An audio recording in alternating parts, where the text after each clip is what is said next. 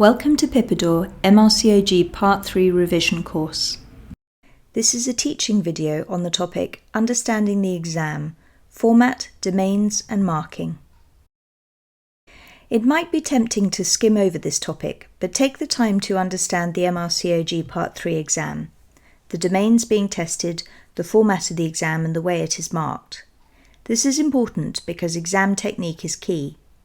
A good analogy is like passing your driving test. You don't know exactly what will come up on the day, but you know that you will have to perform certain manoeuvres, and you know that certain things will definitely come up. Additionally, you'll know that there are some things that mean you will automatically fail your driving test. Imagine trying to sit your driving test without knowing any of these things and without understanding what you're being asked to do. Even an established safe driver could easily fail. The same is true of the MRCOG Part 3. There are certain aspects that it is important to understand so you can practice your exam technique correctly. Remember that performance on the day of the exam is always worse than in practice because it's stressful. This video aims to explain the exam format, the domains, and the marking process for MRCOG Part 3 and highlight areas where candidates typically have difficulty. The MRCOG Part 3 clinical assessment consists of 14 tasks in a circuit. Each task is based on one of the 14 modules detailed in the syllabus and shown here on the right. Each of the 14 tasks will assess between 3 and 4 of the domains being tested. Remember, patient safety is a domain in every station. Each task is 12 minutes in length, with 2 minutes to read the candidate instructions and 10 minutes to complete the station. A trained clinical examiner will be featured on all 14 tasks. A trained lay examiner will feature on 4 of the 14 tasks, and they will assess the domains of communication, patient safety, and information gathering from the perspective of the patient. There are 2 types of tasks in the MRCOG Part 3 examination: structured discussions and simulated patient or colleague tasks. Structured discussion tasks involve the candidate interacting directly with the clinical examiner. The examiner will have detailed instructions about the task and a list of questions they can use to prompt the candidate or to move the task on to ensure the candidate does not run out of time. The examiner may give the candidate further information as the scenario evolves and then ask further questions. Simulated patient or colleague tasks involve the candidates interacting with an actor who has been trained and fully briefed in the role he or she is about to play. The actor will know all the relevant details pertaining to the case and will have some scripted questions to ask if needed. To allow for more depth in the assessment of applied clinical knowledge, a circuit may contain linked tasks where the second task is connected to the first. Candidates will be expected to build on the knowledge acquired in the first task. There may also be tasks where candidates are required to undertake a writing task. Each of the MRCOG Part 3 modules is assessed in the context of 5 domains: patient safety, communication with patients and their relatives, communication with colleagues, information gathering, and applied clinical knowledge. The easiest way to understand the domains and the marking structure is to work through an example of a station. This is an example of the candidate instructions for a simulated patient task. You are an ST5 and you are doing an attachment in the maternal medicine pre-pregnancy counselling clinic. You are about to see Eleanor Jones, who has been referred by her cardiology consultant as she has pulmonary hypertension and is considering planning a pregnancy.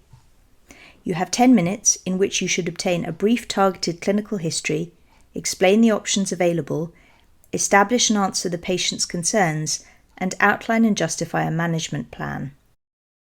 As you can see, the candidate instructions tell you which domains are being tested. This station tests patient safety, applied clinical knowledge, communicating with patients and families, and information gathering. The examiner will have a set of instructions which will include task synopsis, marking instructions, and a list of key statements organised by domain with instructions that a competent ST5 delegate will discuss, justify, and mention many of them. Some of these statements will be marked with an asterisk, which means they are critical for passing the station. If one is missed or incorrect, the candidate cannot gain more than 1 mark for that station. If 2 or more are missed or incorrect, then no marks can be awarded. There are usually 1 or 2 asterisk statements per domain. Additionally, there may be statements where if the candidate specifies a particular wrong management plan, then they are automatically failed on that domain. One example might be recommending the wrong contraceptive option. In this scenario, the combined pill with its prothrombotic effect would be absolutely contraindicated, and if the candidate recommended this, then they would automatically be awarded 0 marks in the patient safety domain. This is an example of the examiner's mark sheet with the criteria for marking the patient safety domain. Patient safety is the most common domain that candidates fail on, usually because they fail to mention the asterisk statements. This may be because they haven't managed their time appropriately in the station and have spent too long taking a history, or it could be that they have simply omitted a key issue. For example, in this scenario, the competent delegate must explain the risk of maternal mortality with pulmonary hypertension in pregnancy, as it is a key safety issue and is therefore marked with an asterisk. In practice, the list of key points for marking can be much longer. The ones presented here are used to demonstrate how the marking of each domain is determined. This is an example of the examiner's mark sheet with the criteria for marking the applied clinical knowledge domain. Applied clinical knowledge is the domain that candidates tend to be the most apprehensive about. However, the domains mean that the number of marks available for this are less as a proportion of the total. For example, this scenario may have a lay examiner as well as a clinical examiner, and therefore there could be 7 domains being tested, 4 with the clinical examiner and 3 with the lay examiner, of which only 1 is applied clinical knowledge. This means that only 15% of the total marks may be about the applied clinical knowledge domain. In this scenario, the competent delegate must know that the combined pill should be avoided due to the prothrombotic effect. This requires applied clinical knowledge but would also be unsafe if not mentioned. A competent candidate would recognise that the patient is on warfarin and therefore any contraceptive option must not increase the risk of thromboembolism. However, it is possible to know very little about the details of pulmonary hypertension medications such as bosentan being an enzyme inducer and still score highly and pass the station, as this station is much more heavily weighted by all the other domains, so the absence of this knowledge point would not necessarily mean failing the station. The domain of communication with patients and family is worth considering in the context of the marking scheme. This focuses on rapport, empathy, active listening, and the ability to discuss difficult topics in a sensitive and appropriate manner. The candidate should acknowledge and address the patient's concerns and demonstrate an appreciation of the relative risks of proposed management.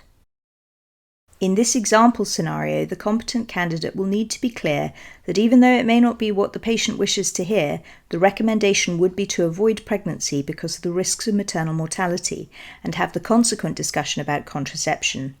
A good candidate will also be able to discuss the difficult issues surrounding termination of pregnancy and alternatives to carrying a pregnancy such as adoption and surrogacy.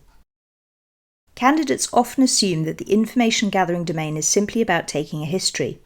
However, this domain also involves gathering information from other sources. For example, the candidate instructions may give you a date of birth which allows you to obtain information about the patient's age. Alternatively, there may be additional information like a scan report, which requires you to gather information. There will be key asterisk statements in this domain. Always ask about medications, allergies, and in this scenario, contraception, which is another asterisk statement. The marking structure means that you can fail a station and still pass the exam overall. Each domain is marked individually.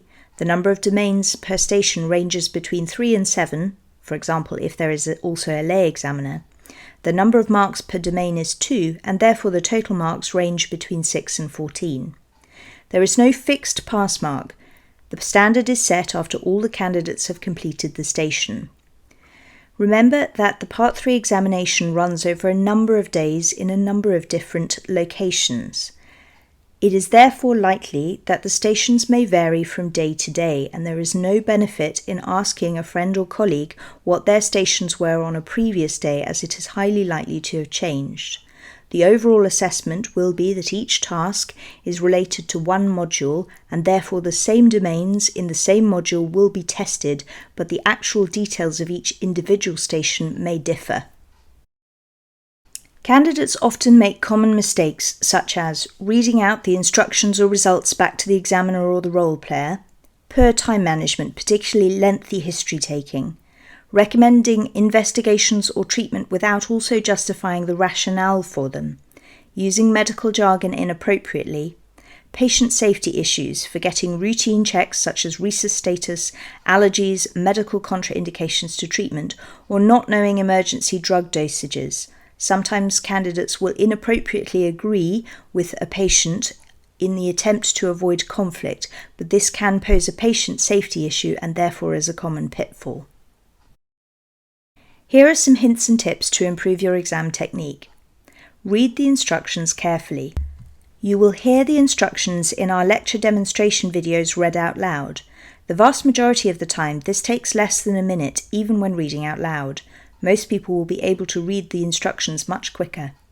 Take the time to process those instructions, look for clues, and try to get a sense of what the station topic is. For example, always make sure you look for the patient's age on the instructions. This can give you a clue as to the station topic and what you might need to ask.